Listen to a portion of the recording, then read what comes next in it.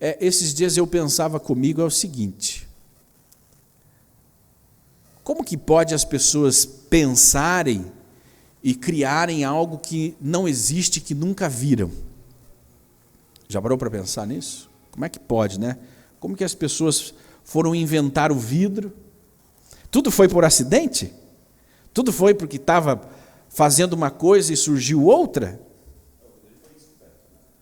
O vidro foi descoberto. Já tinha ali na terra. Descobriram o vidro. E aí começaram a encontrar as utilidades para ele. Provavelmente raios, né? Que os raios caem, atingem. Pois é, mas você nunca viu aquilo. Aí você encontra um caco de vidro e fala: olha só, eu acho que eu posso fazer isso. Você entende né? Noé nunca tinha construído uma arca daquele tamanho. Será que ele conhecia? Será que já existiam barcos? Né? É muita ingenuidade, né? A gente acha que as coisas caem do céu assim, mas parece que caem, né? Porque você olha para tudo que existe hoje foi inventado, mas será que foi inventado por nós mesmos? Você tem a capacidade agora, te desafio, a criar algo que não existe agora. Porque nós precisamos começar pela imaginação. Ou começa pela necessidade?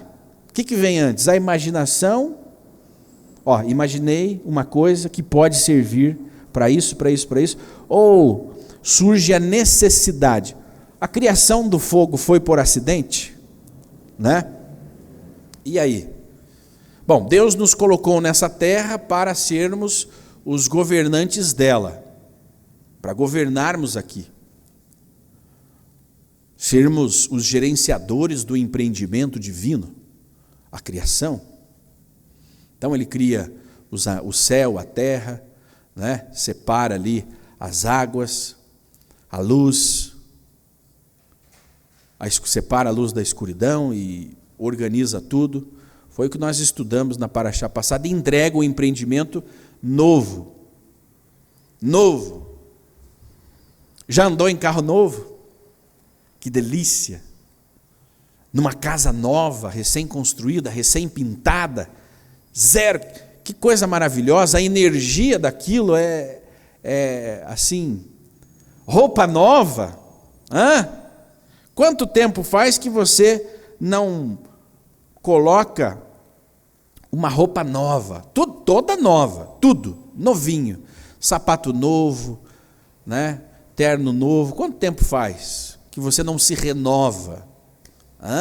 De vez em quando nós temos que nos renovarmos. Então Deus entrega um mundo novinho, em folha, para nós gerenciarmos.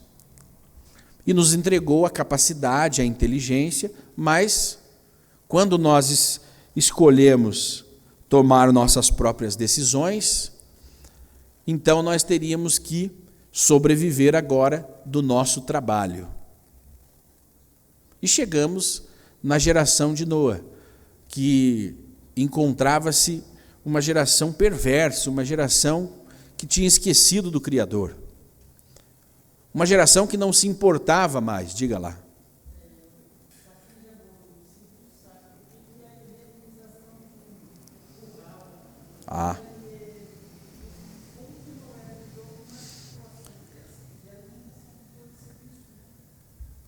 Uma colocação, né? Como que Noé, quantos animais Moisés pôs na arca? Nenhum, né? Como que Noé limpava a sujeira dos animais? Como que ele estocaria todo o alimento para esses animais? O gerenciamento, eles estavam em 8 pessoas, né? 8 pessoas teriam condições de proteger, né, e cuidar de todos esses animais. Olha só, você teria que fazer limpeza de todos eles, né, e fazer a alimentação de todos esses animais. Dizem alguns rabinos que não foi necessariamente os animais que foram enviados, né? Todos eles. Você vê, das aves você pode levar os ovos, não é? Pode levar os ovos das aves e por aí vai. Bom, mas voltando aqui, olha só, pessoal. A Paraxá de Noa, nós nos concentramos bastante, e o mundo que estuda a Bíblia se concentra no milagre desta construção, né? Noa com seus filhos construiu algo gigantesco. Olha só, você já foi num estaleiro que fabrica navios? Você tem lá 5.000 homens, 3.000 homens, né? Construindo um navio, ou até mais que isso.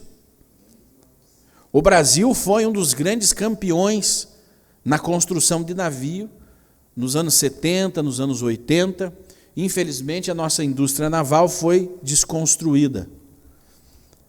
Hoje, os maiores construtores de navios são os asiáticos, China, Coreia do Sul, né?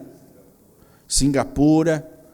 Aí na Europa você tem ali os ingleses que constroem bons navios, os alemães, mas os maiores são os chineses, os coreanos.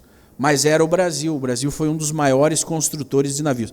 Mas precisa ter uma tecnologia para fazer isso, Hoje o Brasil não constrói mais tantos navios, estamos construindo agora algumas fragatas novas, em estaleiros brasileiros. Voltamos a ter essa tecnologia. Não é qualquer um que constrói navio.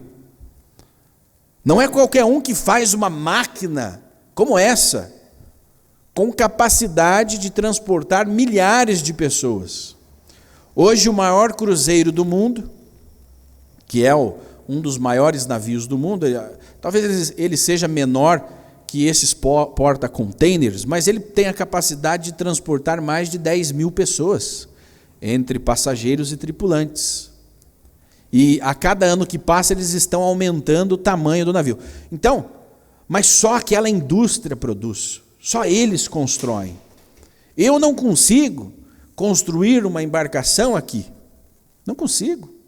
Agora, Noé e sua família construíram esta embarcação inédita, a primeira. Então você vai falar, foi milagre. Sim, foi um milagre, mas com pessoas capacitadas. Noé tinha, então, esta capacidade. Mas, quando você passa a estudar a Torá sob o olhar judaico, você consegue, em todas as parashiot, encontrar as críticas àquele personagem, àquela situação, críticas para nos fazerem enxergar o que é que estava faltando. E eu quero perguntar para vocês que estão nos acompanhando aí, ao vivo, pela TV Anuncim, para quem está aqui na sinagoga, o que é que faltou na construção dessa arca? O que faltou? Está faltando alguma coisa muito importante. Noé construiu a arca, madeira não faltou. Foi 120 anos de construção, ele plantava, você vê que paciência, né? Planta, cresce, corta, faz. Dizem que ele foi ajudado, né? Mas ele constrói a arca exatamente como Deus mandara. Você vai construir, deu as medidas, está aí. Inclusive hoje, sabia que vão construir uma réplica da arca em Santa Catarina? Vão construir uma réplica da arca, como está aí nos escritos bíblicos. Já construíram uma lá nos Estados Unidos, né? É um grande centro turístico, muito grande. E vão construir uma no Brasil. Olha só que interessante. Porque hoje é possível, tem ali as medidas, tem a tecnologia, é mais fácil. Mas o que é que faltou? Então, Deus fala com o Noé, ele obedece. Você vai construir uma arca, porque eu vou mandar um dilúvio, vou destruir a humanidade, vou destruir aqui esse mundo e vamos recomeçar, né? Então ele constrói a arca, vem os dias do dilúvio. Como que os animais vão chegar? Bom, os animais acabaram aparecendo, divididos entre puros e impuros. Os animais entram na arca, começa a chover, fecha a arca, começa ali a navegação. Mas o que é que faltou? O que é que faltou, pessoal? O que Noa não fez? Para você que está me acompanhando aí, você que acompanha a sinagoga, você que estuda, assiste os rabinos, todo dia está ouvindo um rabino, está estudando, o que é que faltou? Hoje Noa é criticado dentro do judaísmo. Mas qual é a crítica feita a Noa? Todos os grandes patriarcas, em algum momento da sua história, cometeram erros, porque a Bíblia, ela não é um conto de fadas, ela não é o mundo da Disney, ela não é um desenho animado, ela não é um filme de romance. Não é um dorama, muito bem, não é um dorama. É um grande drama. Um grande drama, com dor, com alegria. Mas ela é a representação do mundo real. As pessoas erram, as pessoas falham, as pessoas não conseguem, elas conseguem, elas se superam. Elas enriquecem, elas empobrecem. Para você que estuda,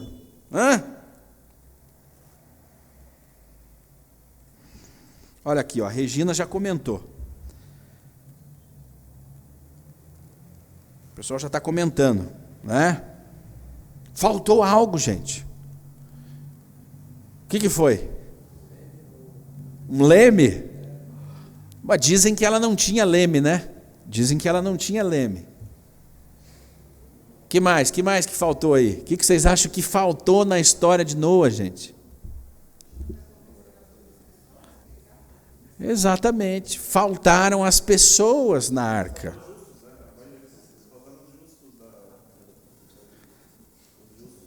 Os justos ali que estavam. Faltaram as pessoas, todo esse empreendimento, toda aquela madeira. Quantos milhões?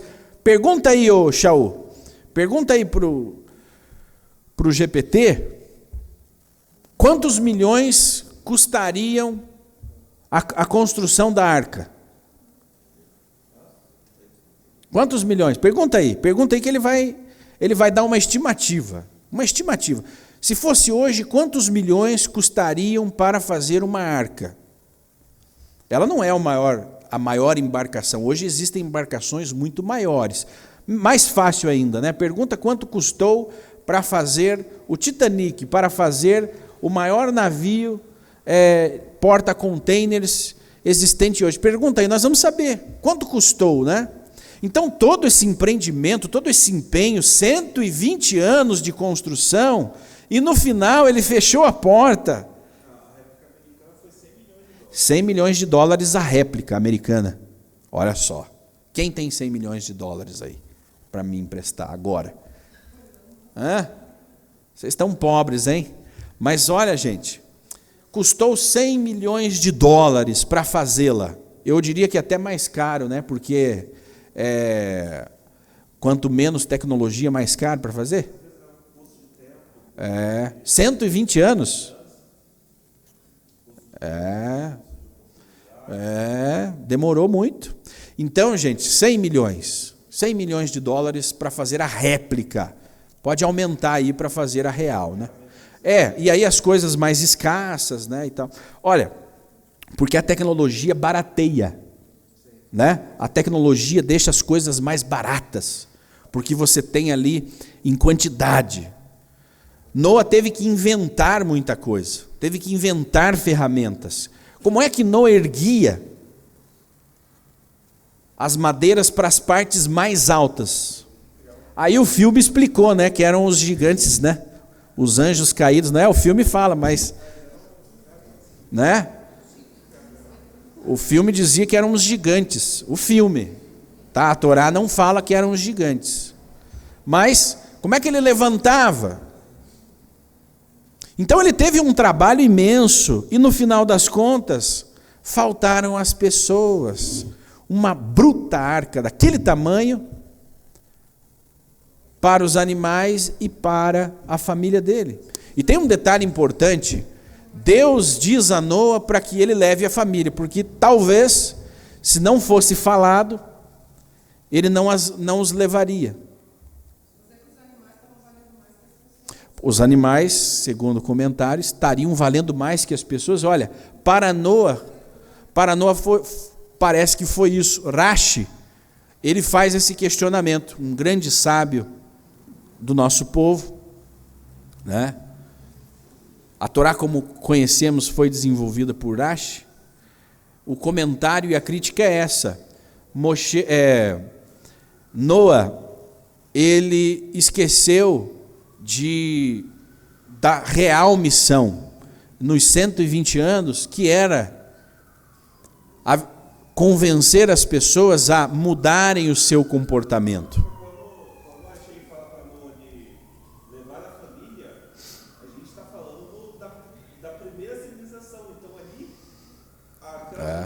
Muitas delas eram família de Noa também. Muitos eram familiares de Noa. Que morreram, né? Ele não teve a coragem de ir lá e levar eles a fazer. Em nenhum momento a Torá fala que ele tinha medo, né? Mas medo é uma coisa que Noa não tinha. Porque o medo, ele te paralisa. Então é o seguinte, tem você aí, com a sua família, vocês vão construir um objeto, né, algo que nunca foi feito. Os medrosos já paralisariam e falariam, não, mas eu não tenho condições. Os preguiçosos, Senhor, me poupe desse sofrimento. Né? Noa tinha coragem, não era preguiçoso. Era o mais justo entre todos aqueles ali daquele tempo, mas eles eram terríveis. E era um povo sem empatia. Bom, o que o Midrash diz, né, a tradição judaica conta, é que Noa então inventou o arado, inventou a foice, ele inventou o prego, ele inventou o martelo, ele criou soluções tecnológicas que melhoraram a vida das pessoas. E quando a vida melhorou, as pessoas se esqueceram de Deus. Porque a vida ficou muito boa, ficou muito fácil. Olha a diferença, né? Você já imaginou o mundo com o arado e sem o arado? Com a foice e sem a foice? Com o martelo, sem o martelo? E sem o prego? Olha, não faz muito tempo no Brasil, eu vivi isso, onde a maioria das casas eram feitas de madeira. E as madeiras eram fixadas umas às outras com prego e martelo, onde o martelo era a ferramenta principal daquele carpinteiro. Não faz muito tempo, gente. Sem a serra. Como é que você fazia? Primeiro é o seguinte, inventar isso, depois, como é que você... exatamente, pega o ferro, o bronze, cria a ferramenta, cria o prego. Olha a dificuldade. Então, Noa criou essas soluções, facilitou a vida. Você já consegue imaginar o mundo hoje sem o ChatGPT? E olha que fazem dois anos que começou a funcionar. Para nós que trabalhamos com isso, com comunicação, com tecnologia, puxa, como é que eu fazia sem o ChatGPT? Você não fazia o que você consegue fazer hoje. O que será de nós sem a internet? Muitas pessoas não terão como rezar sem a internet. O que é do mundo sem a internet? Hoje, se desligarem a nossa internet, o mundo entra em caos, entra em colapso. Em poucas horas entra em colapso, em absolutamente todas as áreas. Ok? Então, criar soluções você muda a vida das pessoas. Ok, então Noé criou essas soluções. E ele estava criando a maior das soluções, a arca, para salvar a vida das pessoas. Mas o objetivo não era,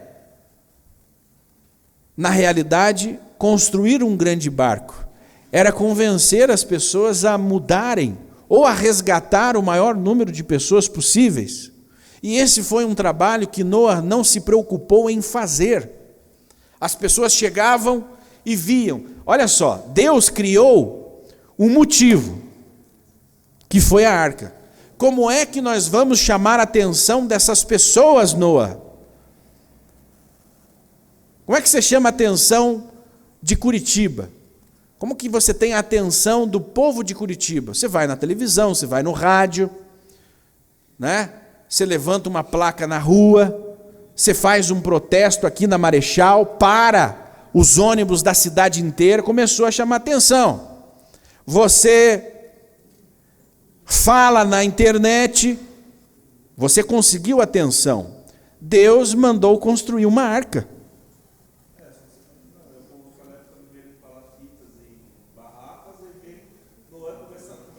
Vem Noé construindo e madeira e madeira. Exatamente, um negócio gigantesco. Muita gente foi perguntar o que é. Porque é o seguinte, vocês já viram na rua? Se tiver uma máquina trabalhando, vai ter uma criança ou vai ter lá um senhor olhando o que aquela máquina está fazendo. Tem um buraco na rua, vai ter sempre alguém olhando lá dentro daquele buraco. Porque a curiosidade das pessoas é um instinto humano. E se tiver uma placa escrito não olhe ou não aperte esse botão, você instiga os seres humanos. Então, olha só que interessante. Por que eu não posso apertar? Por que eu não posso olhar ali dentro? Por que eu não posso entrar? Tem uma plaquinha irritante, né? Somente pessoas autorizadas. Mas o que tem lá? Então, Deus, como que nós vamos chamar a atenção das pessoas que moram aqui? Vamos construir uma arca, algo que nunca foi feito. As pessoas vão começar a prestar atenção em você. E as pessoas iam a Noé: o que você está fazendo, Noé? Né? Os sobrinhos, Noé não tinha irmãos, não tinha pai e mãe. Tio, o que você está fazendo, tio? Né? O que você está fazendo, meu cunhado? Ô, meu sobrinho, o que você está fazendo aí, meu sobrinho? Eu estou construindo uma arca. Deus vai mandar um dilúvio. E, me dá licença que eu tenho que trabalhar. E pau. Exatamente. Né? Até tem um desenho do meu tempo, das histórias bíblicas, que as pessoas iam lá zombar de Noé. Ele é um louco. O desenho dizia assim, né? Ele é um louco. E riam de Noé. Mas Noé, ele não dizia: olha, sente aqui, neste banco, pertinho de mim, vamos conversar. Não. Deus vai mandar um dilúvio e eu tenho que construir essa arca. Me dá licença que eu tenho que trabalhar. Quem não ajuda não atrapalha. Oi? Essa é a visão.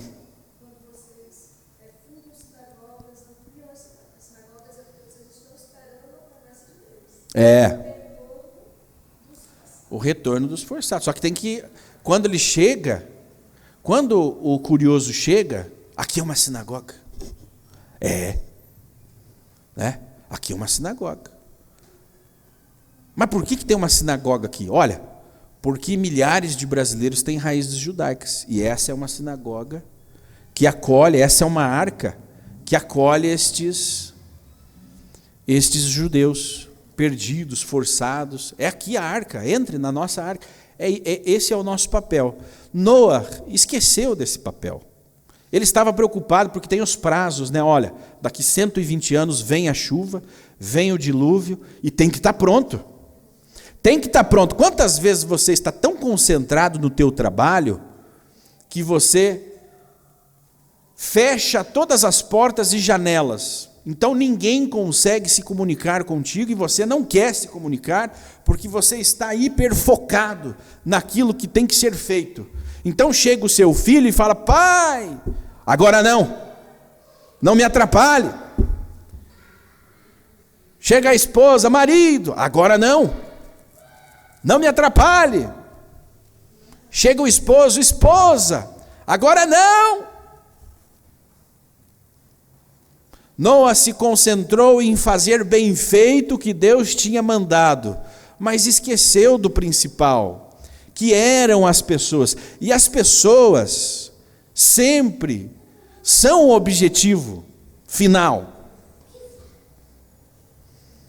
A era messiânica, a era de Mashiach, não é só o Mashiach nesse mundo, são as pessoas, os justos. O Mashiach é o detalhe para organizar a bagunça.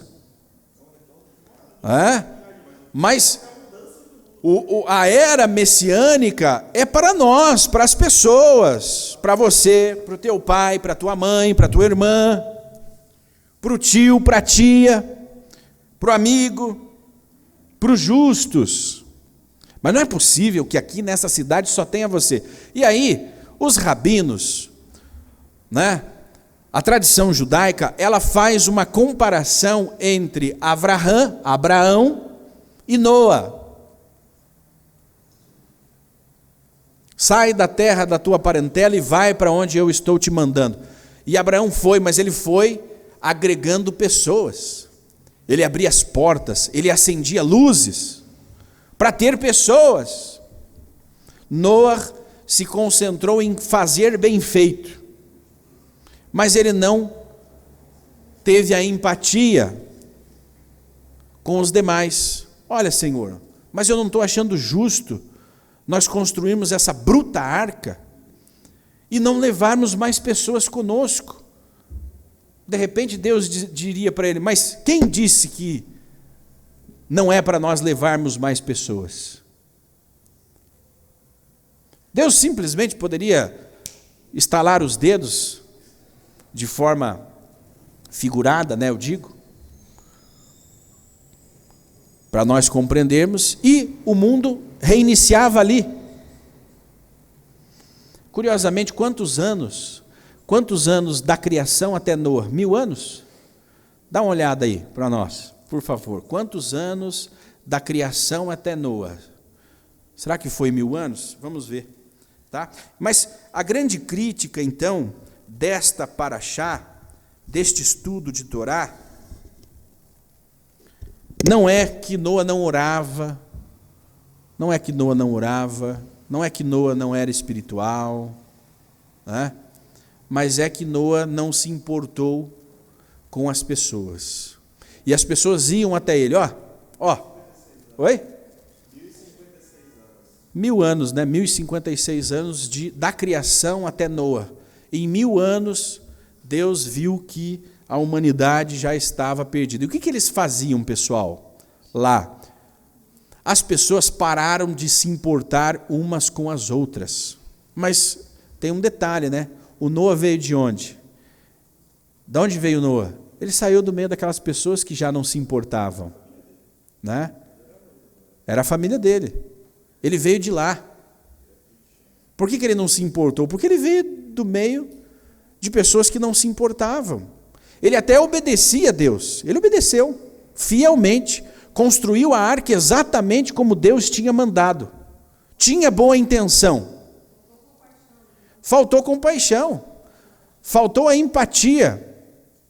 As pessoas, o que acabou naquele tempo foi a empatia. As pessoas já não se preocupavam com as outras. A geração de Sodoma e Gomorra também teve esse mesmo problema, a falta de empatia. E pior, eles perseguiam quem tinha empatia. Você não podia ajudar as pessoas. Eles não permitiam que as pessoas fossem ajudadas.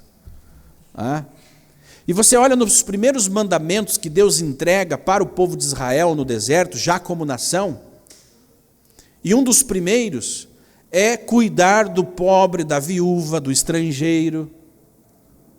Sempre houve essa preocupação. Existem mandamentos específicos para cuidar dos outros, das outras pessoas. A Torá toda é um mapa para cuidarmos uns dos outros. Se você vê o jumento do seu irmão, o animal perdido na rua, você deve pegar esse animal e devolvê-lo. Não seja indiferente. Se você emprestou algo do seu irmão e estragou, devolva. 5 vezes. É o dobro. É o dobro do valor, né?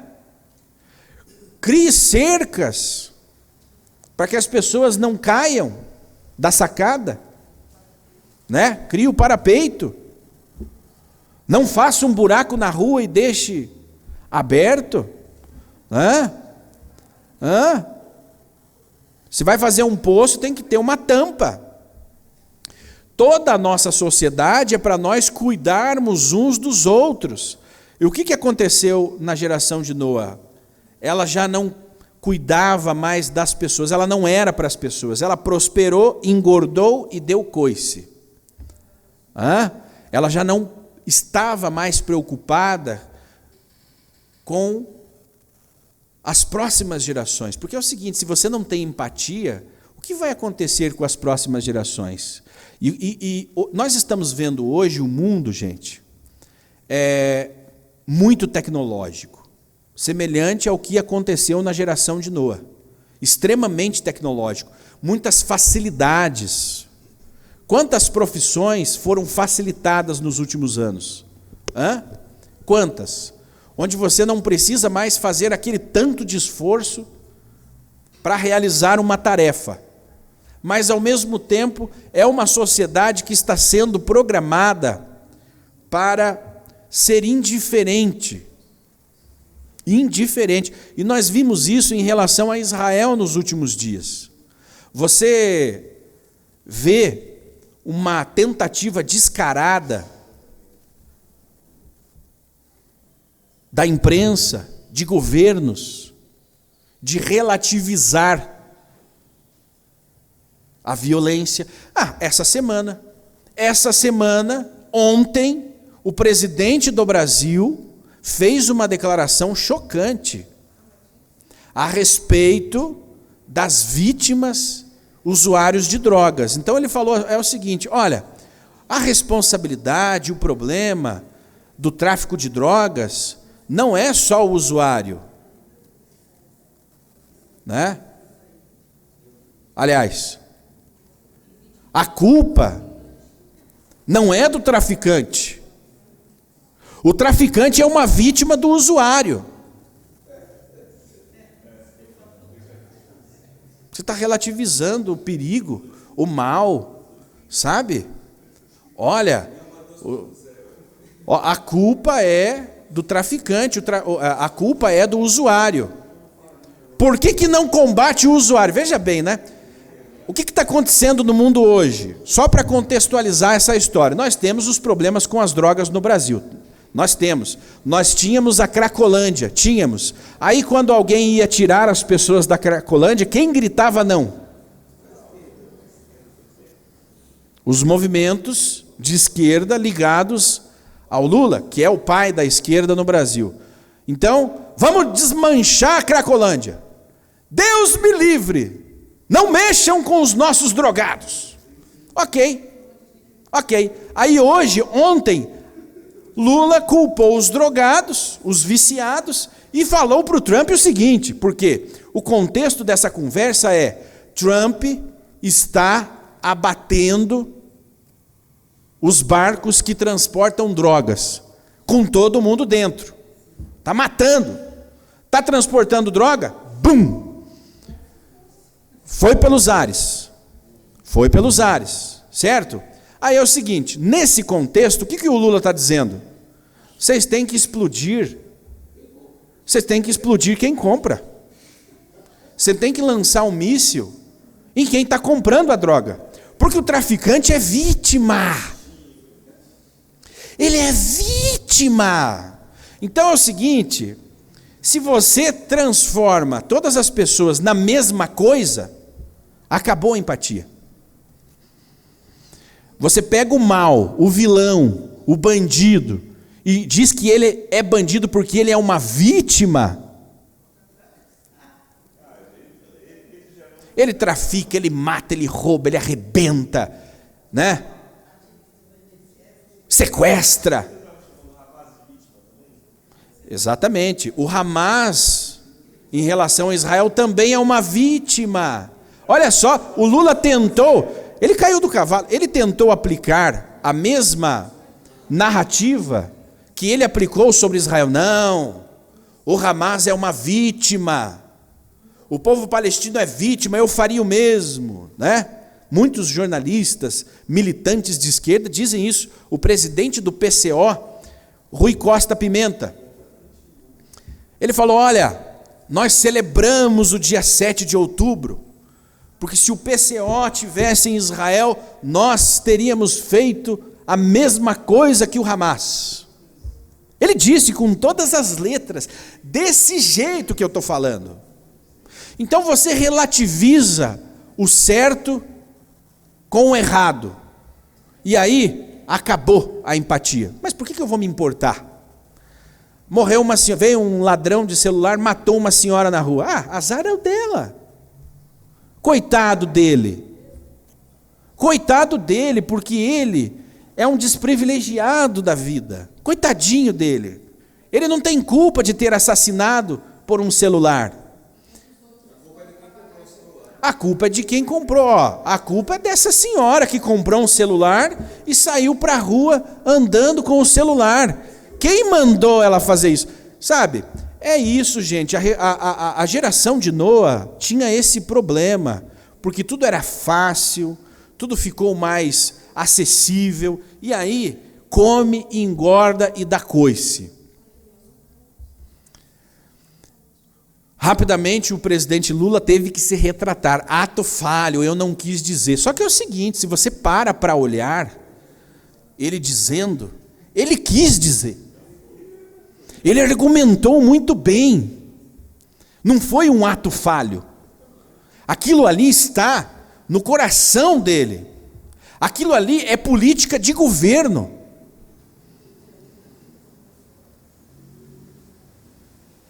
É isso. É o mundo que nós estamos vivendo sem empatia. Olha só, e aí é o seguinte, né?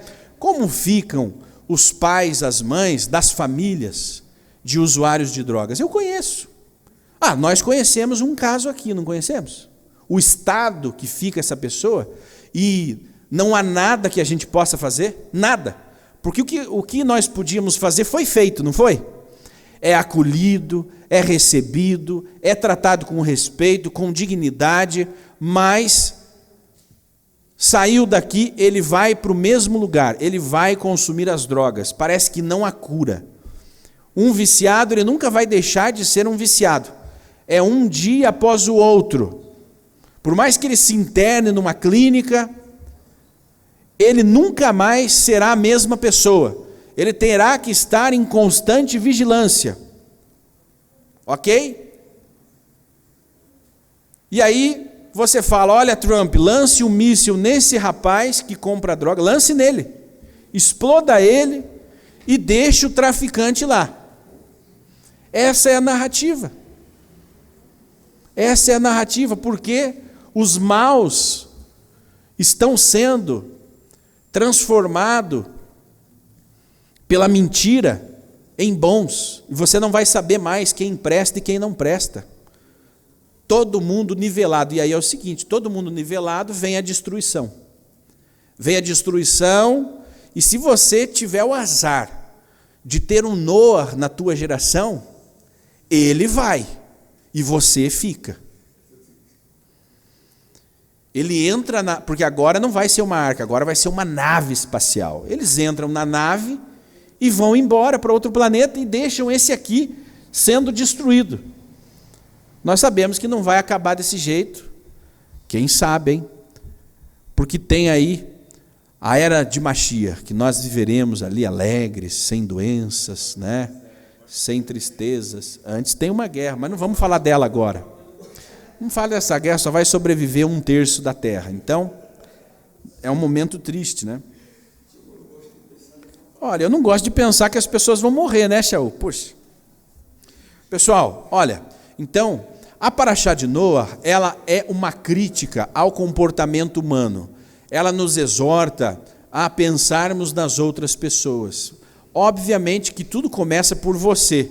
Veja, a grande questão de Noa é que ele era parte do meio. Ele era parte do meio. O nosso amigo, existe uma pessoa que todos nós conhecemos em comum que passou a ser um usuário de drogas. Todos nós conhecemos ele, porque ele vem aqui na sinagoga. Exatamente, rezava aqui e tudo mais. Mas o que aconteceu? Ele começou a andar com pessoas que usavam drogas. Tá? Então o ambiente que você está, ele vai ditar quem você é. Quem você é.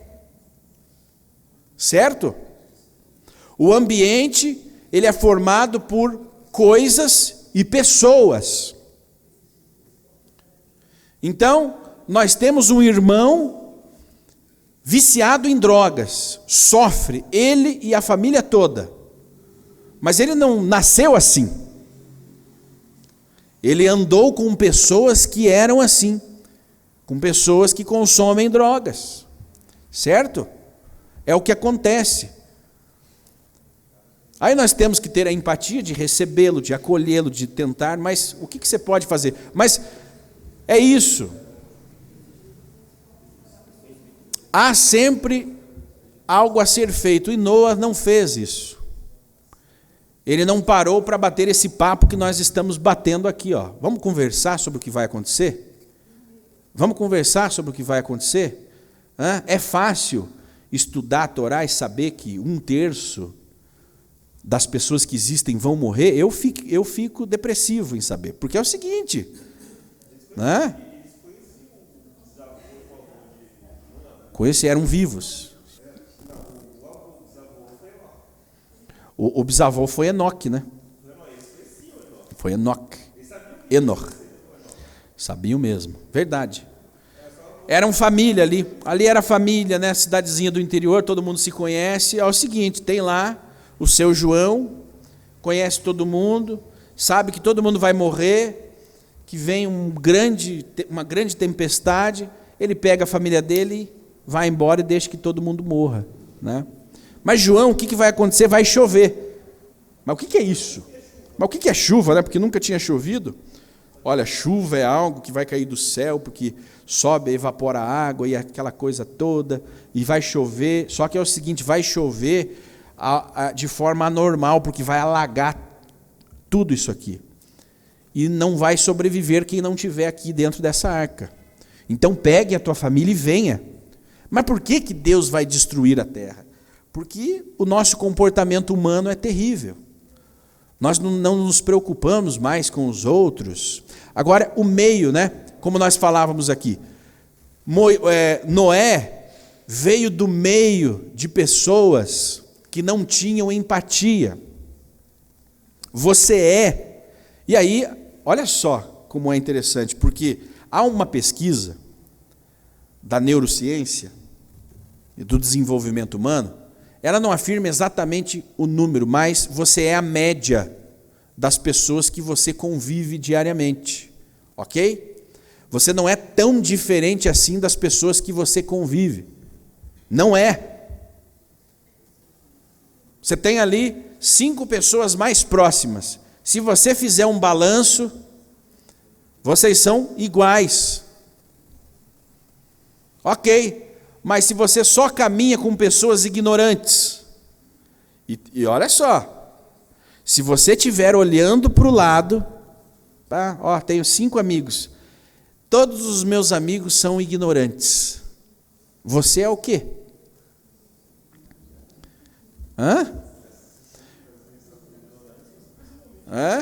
Ó, são 5 ignorantes, são tudo ignorantes esses meus amigos aí, e você é o quê, né? Você é fruto do meio. E tem outra. Se na tua roda de amigos você é o mais inteligente, fuja. Fuja, porque eles já estão te limitando.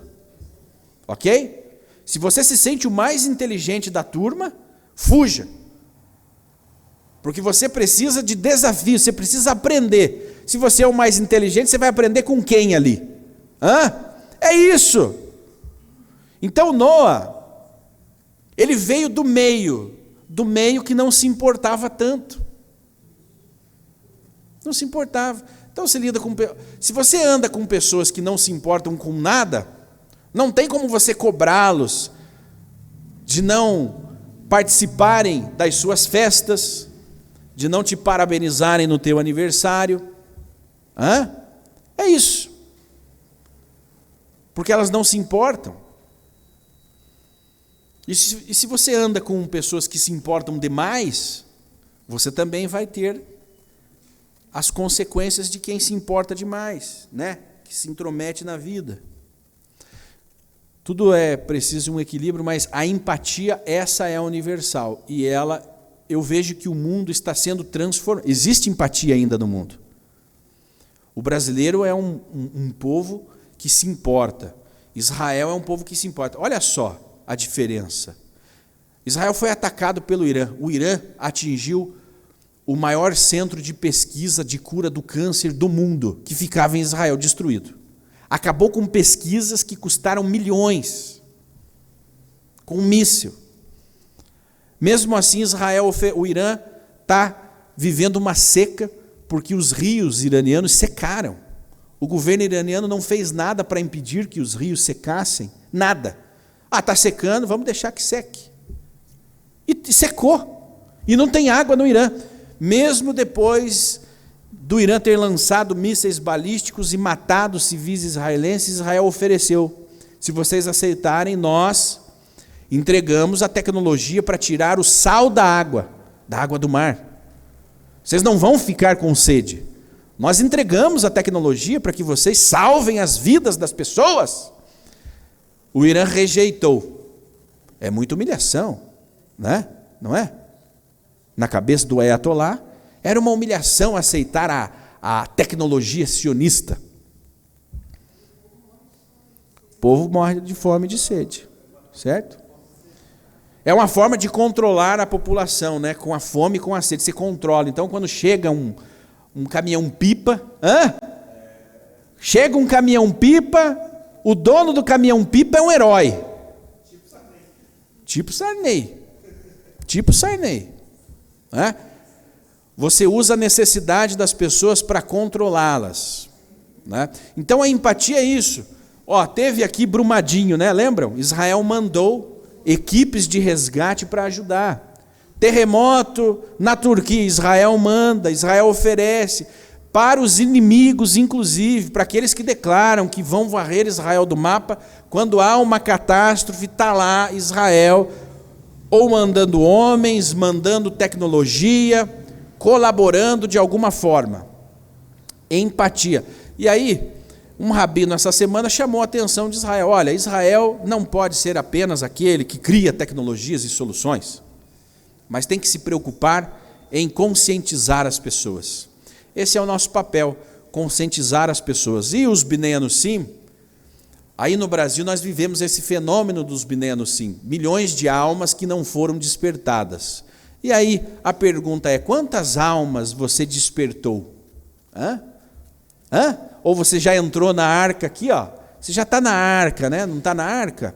Entrou na arca, agora é azar deles. Eu já entrei na arca. Agora deixa que venha o dilúvio, né? Aí nós vamos, eles ficam. Quantos de vocês que já despertaram estão conscientizando as pessoas? É conscientizar. Não é converter ninguém, é contar para ele a história. Vou te contar uma história do Brasil. Há 500 anos atrás começaram a chegar aqui os portugueses. Mas eles eram judeus. Judeus. A cada 4 portugueses, 3 eram judeus. Mas o que aconteceu? O que aconteceu é que hoje, metade da população brasileira tem raízes judaicas. Sabia? E eu tenho. Meu nome é Silva Oliveira Santos. Contar para ele. Mas ele sabe, né? Ele sabe e ele deve ter origem judaica também, essa criatura. O Maduro disse que é um judeu sefardita. O Maduro, gente. O Maduro disse que ele é mais puro, ele é um judeu mais puro que o Netanyahu. Porque o Netanyahu é ashkenazi e ele é sefardita. Sangue puro, dizia o Maduro. Essa semana saiu o vídeo. Então, para os Bnei Anussim, vou finalizar aqui. Já deu o meu tempo. Ó, para finalizar, os Bnei Anussim têm uma missão. Você foi despertado? Agora você tem que despertar. Pelo menos a quantidade de familiares que você tem. Pelo menos. Contar a história. Conte essa história. Nós estamos contando essa história todos os dias, incansavelmente. Mas precisamos que você conte a história. Já contou para o seu pai, para a sua mãe? Para os irmãos, para os sobrinhos? Para as pessoas que trabalham para você? Ou você esconde a história? Não vou contar. Eu não quero que esse aí seja judeu. Já pensou? Olha, eu vou dizer para vocês algo triste, mas eu não contaria para o Maduro. Eu não ia contar para ele. Né? Não vou contar para esse Maduro aí. Já pensou?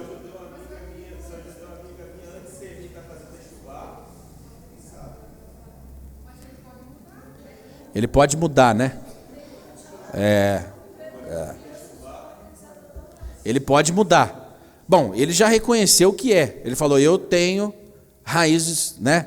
Tenho sangue judio. Vamos ver se ele muda. O tempo dele está acabando. Né?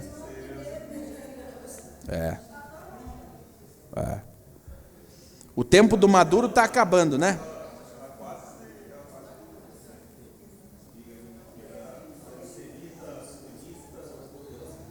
Temos que contar para todo mundo.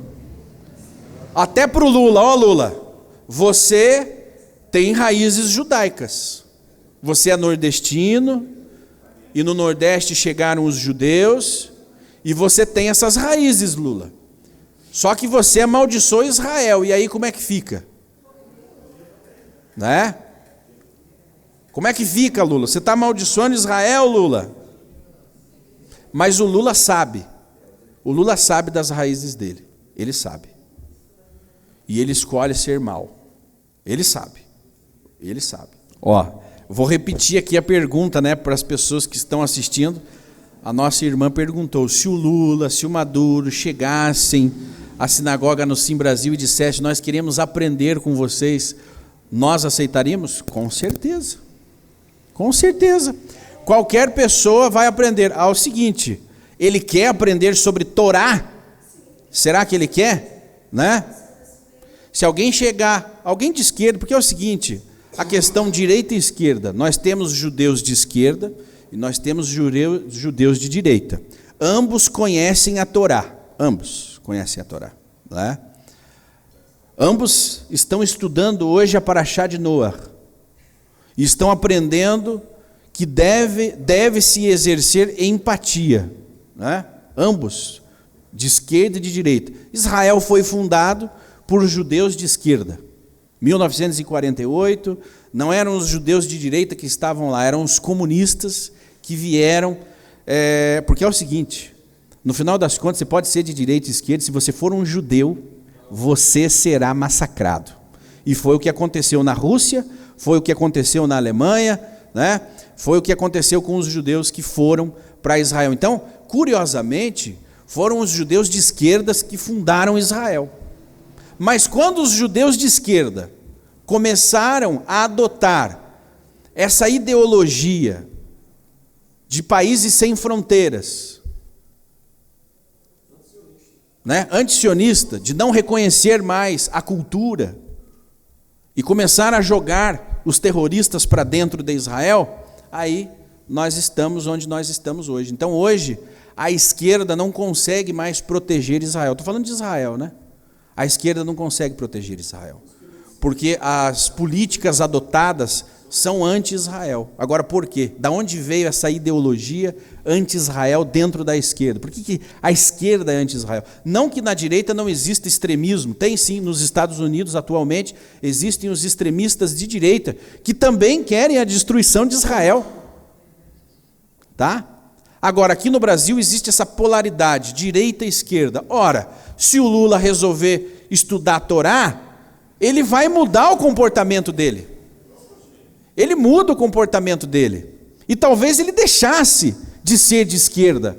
Essa esquerda que nós conhecemos no Brasil, que destrói a identidade das pessoas. Sim, a questão é uma ideologia anti-judaica, uma ideologia anti-Deus, inclusive. Né? São falas do Lula. Religião, família, é coisa retrógrada. São falas dele. Né? São falas dele. Agora, se ele chega para estudar a Torá, poxa, Lula, senta aqui, nesse banco, vamos conversar. Né? É isso. Né? Qualquer um. Então, a sinagoga no Sim Brasil, ela está de portas abertas para quem é de esquerda, para quem é de direita. Só que é o seguinte, você é de esquerda, você tem que aguentar o repuxo, de ouvir o contraditório. E esse é o problema do Brasil. Né? As pessoas não querem ouvir o contraditório. Né? As pessoas não querem, elas não aceitam. Não, eu não aceito. Fascista, fascista. Ouça o que a outra pessoa tem para dizer. Né? Contradizem os outros. Olha o Lula. Gente, a declaração do Lula não foi um ato falho essa semana. A culpa é do viciado.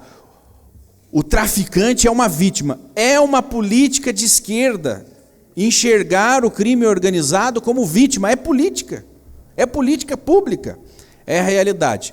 Mas então, é isso, respondido?